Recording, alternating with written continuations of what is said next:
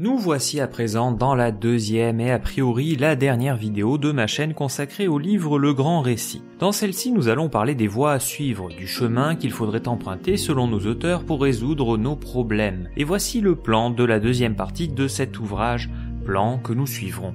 Et je me permettrai ici une petite remarque personnelle au sujet de cette deuxième partie qui peut ceci dit être étendue à tout le livre. Celui-ci comporte d'un côté des chapitres très intéressants, sourcés, chiffrés, dans lesquels on a l'agréable sensation d'apprendre et de découvrir des choses, de mieux comprendre le monde qui vient ou qui pourrait venir, et puis de l'autre côté se trouvent des chapitres que j'ai trouvé être relativement stériles, souvent enveloppés d'une novlangue pompeuse avec des mots et des concepts curieux, sortis d'on ne sait où, et très largement abstraits. L'union fait la force, a fortiori quand les problèmes qu'on doit traiter sont de dimension mondiale, c'est le cas des problèmes actuels, dont je vous ai parlé dans la première partie. Pourtant, alors même que cette union serait nécessaire et salutaire, les conditions qui la rendraient possible ne sont, elles, pas réunies, et sont au contraire chaque jour de moins en moins susceptibles de l'être. Rivalité géopolitique, clivage ethnique et culturel, fracture sociale, autant d'obstacles à des unions d'envergure. On le voit bien au sein même de l'Union européenne, que le reste du monde perçoit pourtant comme des occidentaux, se trouvent de grandes dissensions, y compris et surtout sur les sujets importants tels ceux de l'énergie, de l'industrie, de la défense ou de l'industrie de la défense. L'Union européenne n'est donc pas toujours si unie. On l'a vu au moment du Covid où chaque État mettait en place ses propres restrictions sans qu'il y ait véritablement de coordination à l'échelle européenne, chose qui pouvait s'expliquer, ceci dit, par le fait que nous n'étions pas tous au même stade de l'épidémie. De même, avec l'avènement de l'euro, la dévaluation ne relevant plus de la compétence de chaque État, il a fallu trouver d'autres moyens de gagner en compétitivité, en rognant sur ses marges, en se singularisant de son voisin pourtant européen. Et alors qu'on pensait initialement que l'euro conduirait à la convergence des économies, on s'aperçoit qu'il n'en est rien, et que c'est plutôt l'inverse qui s'est produit. Bref, tout cela pour vous montrer que la coopération n'est pas une évidence, même au sein d'institutions dont le but est justement l'union. Pour Klaus Schwab et Thierry Malret, la première étape pour assurer une véritable coopération interétatique passerait par le fait de sortir du paradigme dans lequel nous sommes enfermés. L'homme est un loup pour l'homme, voici le paradigme dans lequel nous nous trouvons, illustré ici par une formule que l'on doit au dramaturge et poète romain Plaute. Nous sommes ainsi enfermés dans une vision prétendument réaliste, mais surtout très pessimiste des rapports humains. Le philosophe britannique Hobbes ne disait pas autre chose lorsqu'il disait que, dans l'état de nature, c'est le règne du chacun pour soi. Pourtant, on pourrait arguer à l'encontre de ce philosophe que nous sommes sortis de l'état de nature. Depuis fort longtemps, nous vivons dans des sociétés. L'homme est un animal social et nous avons un besoin naturel d'entretenir des relations avec nos semblables. De nombreuses études scientifiques montrent ainsi que l'isolement n'est pas bon pour notre santé, aussi bien physique que mentale. Nous sommes faits pour interagir les uns avec les autres. Nos auteurs non plus n'hésitent pas à recourir à la science pour justifier leurs opinions. C'est ainsi qu'ils nous expliquent que des études ont montré, en l'occurrence chez les souris, que celles qui n'ont pas été beaucoup choyées par leur mère deviendront elles-mêmes de mauvaises mères, ne se souciant que peu de leur bébé. En réalité, nous nous soucions les uns des autres. L'empathie, c'est-à-dire la capacité de comprendre et de partager les sentiments d'autrui, a joué un rôle dans notre évolution, un rôle positif. Elle nous a permis de nous comprendre mutuellement et de ne pas toujours nous entretuer et donc de collaborer pour pouvoir ensemble construire des choses plus importantes que nous l'aurions fait seuls. Les co-auteurs prennent ainsi les modèles danois et finlandais en exemple, deux pays qui se classent parmi les meilleurs au monde en matière de bien-être. Or, il existe dans les écoles de ces deux pays un enseignement de l'empathie qui participe notamment à la réduction du harcèlement à l'école. En 2021, en France, ce sont tout de même 20 écoliers qui se sont suicidés en raison du harcèlement subi à l'école. Alors, je vois déjà une partie de mes viewers regarder ça d'un œil circonspect, voire même méfiant. C'est vrai, il faut faire attention aux idées qu'on met dans la tête des enfants, et même des adultes. Souvenez-vous cependant que, par le passé, à l'école il y avait la morale du jour, et ce, tous les jours, comme son nom l'indique. La morale du jour n'étant d'ailleurs qu'une forme de laïcisation de la morale chrétienne. Mais si l'enseignement de l'empathie, ce qui est une autre façon de parler de morale chrétienne, nous permet de vivre dans une plus grande harmonie, de nous rendre plus heureux et plus sensibles les uns envers les autres, pourquoi nous en priver ? Moi je dis, allons-y quoi. Richard Davidson a consacré une grande partie de sa vie universitaire à essayer de prouver que la culture de qualité positive telle que la compassion et l'empathie pouvait transformer notre cerveau et permettre l'apparition et l'expression de qualités positives durables. Nos croyances, nos convictions profondes ont un effet sur la façon dont nous nous comportons. Si c'est vrai pour les qualités positives qui nous permettent de coopérer plus facilement, c'est aussi vrai pour des idéologies pessimistes, négatives, celles qui nous font penser que tout n'est que compétition et entre-dévorement, comme aurait dit Pascal. Alors, autant changer de paradigme le plus vite possible. Dans un second temps, les auteurs nous rappellent l'importance de la coopération mondiale, notamment celle des deux géants que sont la Chine et les États-Unis. Changer les esprits, c'est une chose et c'est indispensable, mais changer les institutions en est une autre, car les institutions nous façonnent aussi. Elles peuvent être fautives, inadaptées et nous empêcher de coopérer de manière efficace. Mais une coopération qui s'inscrit sur une échelle mondiale est peut-être trop importante pour nous autres petits humains. Dès lors, quelle coopération Klaus Schwab nous propose-t-il? Une coopération locale, mais en même temps un peu mondiale quand même. Plusieurs penseurs suggèrent ainsi de se diriger vers des systèmes de gouvernance mondiale, polycentriques et multi-échelles. Ce sont les termes un peu grandiloquents utilisés dans le livre. Comme le dit Patricia Churchland, il se peut que les grands changements ne proviennent pas d'une politique hautement coordonnée dans tous les pays, mais de la reconnaissance par les gens de leur propre situation locale et de la manière d'y remédier. Nous devons cesser de penser que nous agissons au nom de tous les habitants de la planète et commencer à nous dire que nous pouvons coopérer pour atteindre un certain objectif commun et pratique. En effet, il est plus facile de se mobiliser pour des objectifs dont chacun d'entre nous peut se saisir, des objectifs locaux comme par exemple planter un arbre, nettoyer une plage, un littoral, un bord de rivière. Voilà des actions très concrètes qui ont d'autant plus de force car nous autres citoyens non pas mondiaux mais nationaux, nous avons ou aurons une histoire avec cette plage que nous nettoyons ou cet arbre que nous venons de planter. Dans le même ordre d'idées, Raghuram Rajan nous dit la chose suivante. La mondialisation des marchés implique la mondialisation de la gouvernance et beaucoup moins de pouvoir à l'échelle locale. Ce que j'ai en tête est ce que j'appelle le localisme inclusif. Plus de pouvoir local mais utilisé de manière inclusive. Les frontières encerclent votre communauté locale, mais sont poreuses. Elles garantissent que nous avons un sentiment d'appartenance, que nous ne sommes pas identiques aux personnes extérieures, mais elles ne sont pas élevées au point d'exclure quiconque venant de l'extérieur. Est-ce que notre ami Rajan n'est pas en train de réinventer l'eau chaude? Est-ce que ce qu'il appelle localisme inclusif ne ressemble pas au modèle de l'assimilation à la française, qui n'exclut a priori personne, pour peu que les étrangers qui souhaitent devenir français s'approprient notre langue, notre culture, nos us et coutumes, etc. Si tout se ressemble, si tout est baigné dans un même moule culturel, alors par définition, il n'y a plus de multiculturalisme. Si je peux être et français, et anglais, et japonais, et indien, et malien, et algérien, et australien, alors, suis-je vraiment tout cela? Je pense que tous ici, y compris les plus jeunes d'entre vous, ont entendu parler du 11 septembre, pas besoin d'en préciser l'année tellement cet attentat aura durablement marqué les esprits. Un attentat pourtant inimaginable. Ce fut d'ailleurs la principale explication donnée par la commission pour expliquer pourquoi les agences de renseignement n'avaient pas vu cet attentat arriver. Elles ne pouvaient l'imaginer. Nous devons donc redoubler d'imagination et d'inventivité pour ne pas nous laisser surprendre. Or, nous vivons dans un monde fini et espérons pourtant en tirer une croissance infinie. Pourtant, il y a une chose qui, elle, semble bien infinie. Non pas la bêtise humaine, mais bien l'imagination. Encore une fois, notre cerveau nous joue des tours. Le voilà en grande difficulté lorsque trop de nouvelles choses nous sont lancées à la fois. Le monde actuel est celui de l'information continue, des notifications, des pubs incessantes, des actualités, prenant la forme de fils d'actu qui se succèdent. Un clou chasse l'autre, dit-on. Il y a un peu plus de 2 mois, la reine d'Angleterre décédée. Nous l'avons déjà oublié. Difficile donc de faire le tri entre les informations importantes, celles qui resteront, qui marqueront peut-être l'histoire, et les informations accessoires. Quand Klaus Schwab nous parle de ce sujet, c'est aussi pour nous rappeler que nous sommes depuis quelque temps assez peu inventifs en matière d'organisation et d'institutions politiques. Les grandes organisations mondiales datent pour beaucoup de l'après-Seconde Guerre mondiale. Elles n'ont que peu évolué. Il cite un livre intitulé « Au commencement était ». Les 2 auteurs de ce livre nous montrent que dans l'histoire, il a existé de très nombreuses formes d'organisation sociale et économique. Nous sommes limités en la matière par notre imagination, et peut-être aussi par une certaine peur de sauter dans l'inconnu. Les premières sociétés, nous dit-on, étaient tantôt pacifiques, tantôt violentes, à la fois autoritaires et démocratiques, patriarcales puis matriarcales. Certaines sociétés passaient volontiers d'un type d'organisation à un autre. L'imagination doit ainsi permettre d'affronter et de traiter les problèmes. Elle implique la créativité et l'ouverture à de nouveaux modes de pensée qui s'appuient au préalable sur des analyses rigoureuses. Mais l'imagination doit savoir se rendre accessible à tous,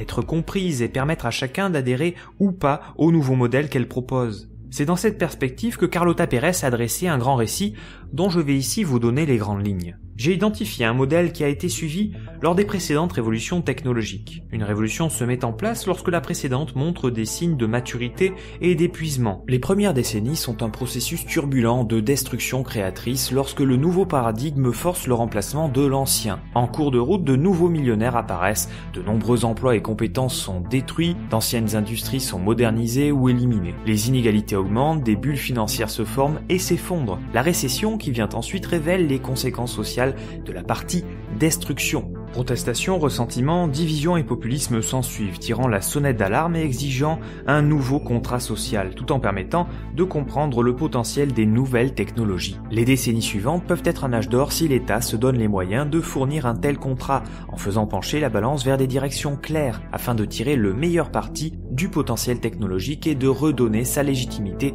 au capitalisme en s'assurant que la richesse de quelques-uns profite à une proportion beaucoup plus grande de la société. À mon avis, le passage de la révolution actuelle aurait dû se faire au lendemain de la crise financière de 2008. Cette occasion ayant été manquée, la pandémie a peut-être créé les conditions nécessaires. Et justement, parlons-en de la pandémie. Selon les auteurs du grand récit, la pandémie nous aurait obligés à nous interroger sur les valeurs qui guident nos actions. L'idée centrale de cette partie consacrée à la moralité et aux valeurs consiste à se demander comment faire en sorte que nous puissions vivre en harmonie, coopérer en dépit du fait que nous ne partageons pas les mêmes valeurs. C'est valable au niveau international mais aussi au sein même de chaque nation.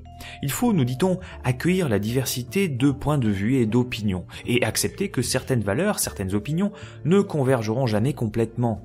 Aussi ne faut-il pas chercher de toute force à imposer les siennes, car ce peut être à l'origine de guerres et de conflits. Songez par exemple aux guerres de religion qui se sont déroulées au sein même de la France entre les catholiques et les protestants, pensez au massacre de la Saint-Barthélemy notamment. Un nombre croissant de penseurs et de décideurs non occidentaux expriment leur impatience, voire leur colère à l'égard de l'Occident, Occident vu par ces penseurs comme un empire d'un nouveau genre, lequel a évolué certes au regard de ce qu'il était par le passé, mais continue de se poser en sauveur et veut imposer avec véhémence et arrogance un système de valeurs qu'il estime supérieur. Et je ne suis pas du tout d'accord avec ça. J'ai plutôt l'impression que l'Occident est dans un système de repentance continuelle, perpétuelle, obsessionnelle, et ne cesse de dire qu'il ne doit rien de sa prospérité à lui-même, mais tout aux autres. Bref, c'est mon point de vue. Wang Yi suggère ainsi la chose suivante. Nous devrions arrêter de nous blâmer les uns les autres. Nous ne pouvons pas nous laisser influencer par des questions non liées au climat et utiliser des valeurs et des idéologies différentes pour critiquer d'autres pays. En gros, l'idée ici est de mettre nos différences de côté pour essayer de s'attacher à résoudre les problèmes internationaux, tels que la question de la dégradation de l'environnement et du changement climatique. La préservation de l'environnement serait donc trop importante pour se laisser freiner par des questions bassement morales. Encore une fois, je ne suis pas tout à fait d'accord avec cette affirmation. Pourquoi souhaitons-nous sauver la planète si ce n'est justement pour permettre à l'humanité de survivre, c'est-à-dire pour éviter des morts parce que nous considérons que la vie humaine a une certaine valeur et mérite d'être protégée. Toutes nos actions, qu'on en soit conscient ou non, sont guidées par une forme de morale. Nous l'avions évoqué dans la précédente vidéo, mais les peuples de nombreux pays du monde sont traversés par un sentiment d'injustice, d'insatisfaction et de malaise. Malaise vis-à-vis de ce monde que nous ne comprenons pas, vis-à-vis de la tournure que prennent les événements, insatisfaction quant à leur vie personnelle. Mais si l'on voulait se faire philosophe, ne pourrait-on dire que l'insatisfaction, l'inconfort, nous pousse à l'action ? Mais pour les auteurs, tout ceci conduit surtout au populisme, terme qui mériterait une définition. Or, le populisme a au moins deux effets pervers. Le premier est qu'il encourage le climato-scepticisme, car il y a une forte corrélation qui ne se situe pas une causalité entre le populisme d'un côté et le climato-scepticisme de l'autre. Le deuxième, c'est que les populistes n'ont pas saisi que le monde est complexe et fluctuant, et proposent donc des solutions simplistes à leurs électeurs qui, forcément derrière, sont déçus. Les auteurs enchaînent ensuite en nous parlant de deux concepts que sont la durabilité environnementale et la durabilité sociale. Je passerai rapidement sur ces deux concepts car on a déjà abondamment parlé de l'environnement dans la première vidéo. La durabilité environnementale préserve le capital naturel alors que la durabilité sociale maintient la qualité du capital humain et social. La durabilité sociale vise donc à nous faire coexister paisiblement. Et pour réaliser cet objectif et léguer un bon capital naturel et humain, il faut raconter un grand récit, un récit qui donne au peuple l'envie d'y adhérer. Pour nos deux auteurs, la pandémie a souligné l'importance de la résilience, celle-ci étant entendue comme la capacité à s'épanouir face à l'adversité et à rebondir dans des circonstances difficiles. La résilience est ainsi sortie du seul vocabulaire militaire pour venir se démocratiser et être utilisée par le tout venant. La résilience d'un individu, celle d'une société et d'une économie sont intimement liées. En effet, la résilience commence par et à travers chacun de nous. Même si individuellement certains d'entre nous sont capables de résister plus que d'autres, nous serions rendus malheureux par le fait d'aller bien dans un monde qui va mal. Et d'ailleurs, pour les auteurs, on ne peut aller bien dans un monde qui va mal. De toute façon, notre résilience individuelle est largement dépendante de tout un tas de choses sur lesquelles nous n'avons que peu, voire pas de contrôle. L'accès à l'eau potable, à des aliments nutritifs ou encore à un air de bonne qualité. La résilience ne consiste pas à éviter les chocs, mais bien plus à aider les sociétés et les économies à être capables de rebondir après ceux-ci. Le problème vient aujourd'hui du fait que nous vivons de plus en plus dans des sociétés qui refusent complètement les risques. Et dès lors, se refusant à prendre le moindre risque, nous devenons de plus en plus fragiles. C'est notamment pour cette raison que le principe de précaution inscrit dans la Constitution française est fortement remis en question. Nombreux sont les entrepreneurs qui considèrent aujourd'hui que certaines des choses qui font à ce jour notre fierté n'auraient pas pu être entreprises s'il avait fallu à l'époque respecter le principe de précaution. Et les auteurs ici de se rappeler de la célébrissime fable du chêne et du roseau de La Fontaine. Souvenez-vous en effet que le roseau plie mais ne rompt pas. Le roseau est donc résilient. La résilience, ceci dit, a un prix que nous n'avons pas voulu payer dans les années qui ont précédé. De façon assez pertinente, Clochefab et Thierry Malray précisent leur pensée en prenant l'exemple des chaînes d'approvisionnement mondiales largement désorganisées en raison du Covid. Ainsi nous disent-ils que les chaînes d'approvisionnement ont tendance aujourd'hui à être complexes et difficiles à gérer. Nous avons écarté l'hypothèse de la redondance, préférant toujours privilégier les solutions les plus économes financièrement parlant. Pourtant, pour empêcher un éventuel effet domino qui prendrait la forme d'une chute en cascade d'un certain nombre de lignes de production en raison d'un manque d'approvisionnement, il existe une solution simple. Cette solution, c'est la redondance, c'est-à-dire le fait de ne pas dépendre d'une seule source d'approvisionnement, chinoise le plus souvent. La redondance des systèmes, dit très simplement, cela signifie que le jour où vous passez le bac, vous prenez au cas où 2 ou 3 stylos de chaque couleur. D'ailleurs, nos auteurs se montrent assez optimistes en la matière en nous disant que la doctrine du au cas où commence à remplacer le juste à temps. Ce faisant, les lignes d'approvisionnement mondiales seront amenées à se raccourcir. Le juste à temps est économe, certes, permet la gestion des stocks en flux tendu, mais se révèle excessivement complexe. Nous devons donc revenir à une plus grande simplicité et sacrifier l'idée de maximiser l'efficacité et les profits pour assurer la sécurité des approvisionnements. Trop de choses en dépendent. Comme je vous l'ai dit précédemment, pour trouver des solutions, il faudra aussi changer de paradigme, et ceci est particulièrement valable au niveau économique, ou au moins au niveau des grands acteurs économiques que sont les entreprises. Les auteurs souhaitent donc changer la logique jadis incarnée par Milton Friedman, prix Nobel d'économie, dont il convient d'illustrer la pensée et le contexte de sa pensée.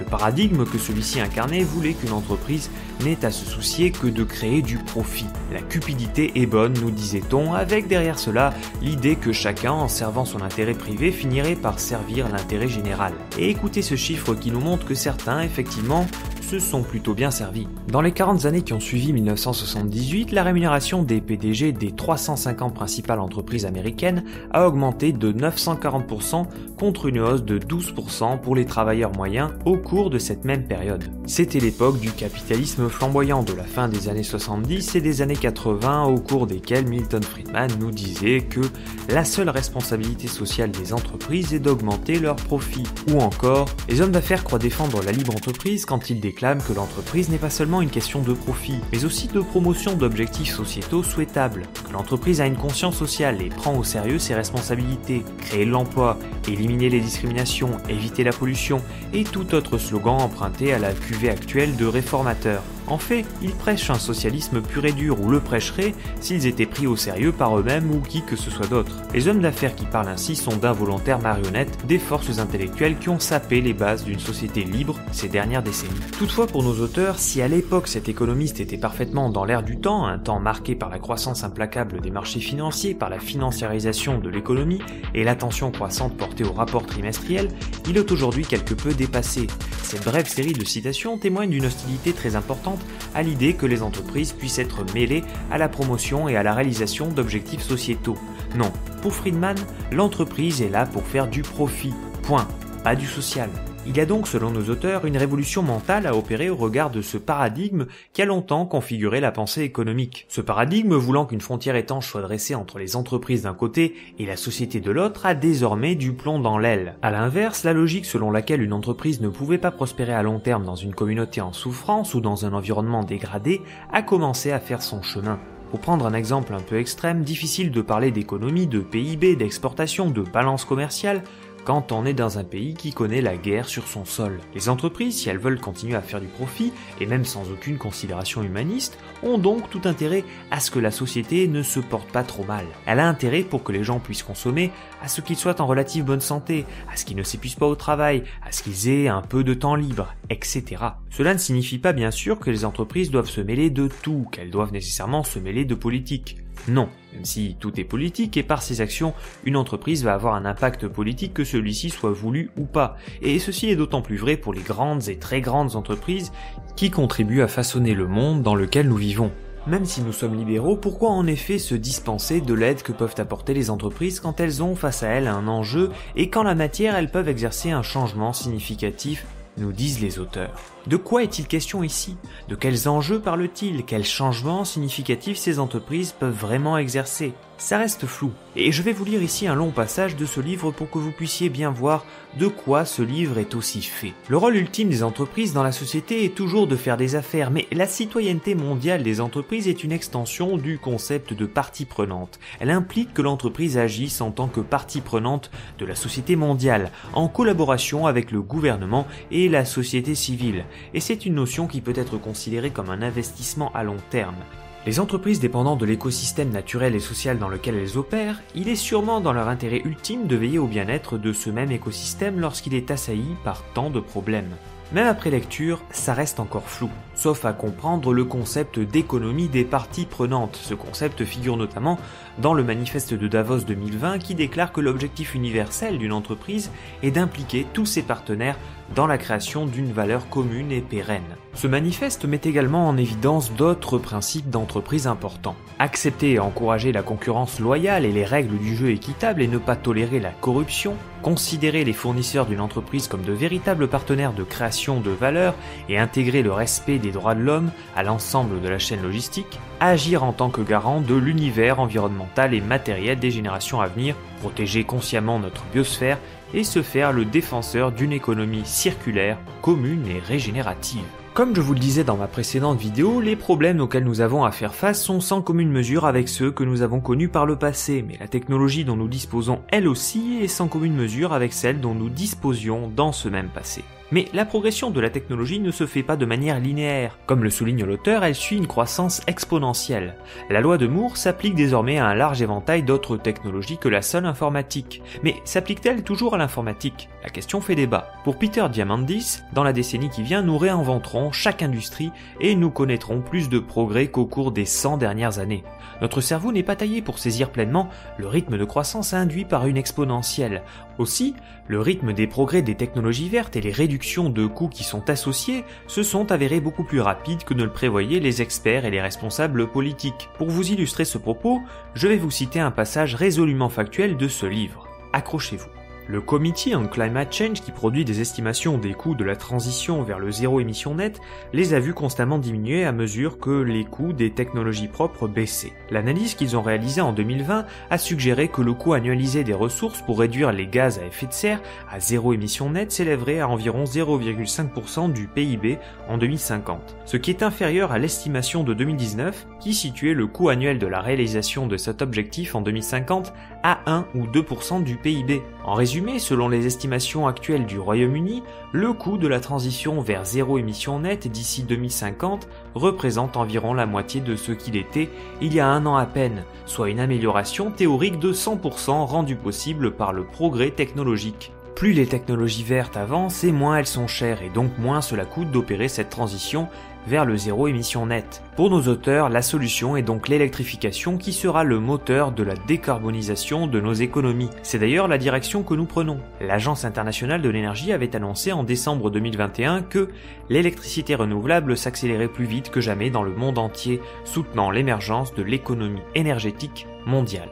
Ainsi, l'augmentation de la capacité électrique mondiale jusqu'en 2026 sera le fruit à 95% des énergies renouvelables. En gros, chaque nouveau watt produit le sera à 95% par de l'énergie renouvelable. Je parle bien des nouveaux watts que nous produirons. Dans le même ordre d'idée, la quantité de capacité renouvelable ajoutée au cours de la période 2021-2026 devrait être supérieure de 50% à celle de la période 2015-2020. Pour vous donner un exemple, cela veut dire que si au cours de ces 5 années nous avions installé 100 éoliennes ou 100 panneaux photovoltaïques, Eh bien au cours des 5 ans qui suivent, nous en planterions 150, et très probablement encore plus pour les 5 années qui suivront. Les choses vont dans le bon sens, elles s'accélèrent, mais elles pourraient et devraient aller plus vite. Je vous renvoie pour ça à ma première vidéo. Reste cependant qu'il faut recouper cette partie avec ce que disent nos auteurs dans la première partie de leur livre, consacrée au constat sur le monde dans lequel nous vivons. Peut-être effectivement l'énergie de demain sera-t-elle propre, sera-t-elle décarbonée? Peut-être qu'en face de chaque watt supplémentaire produit, il y aura en face une moindre émission de CO2.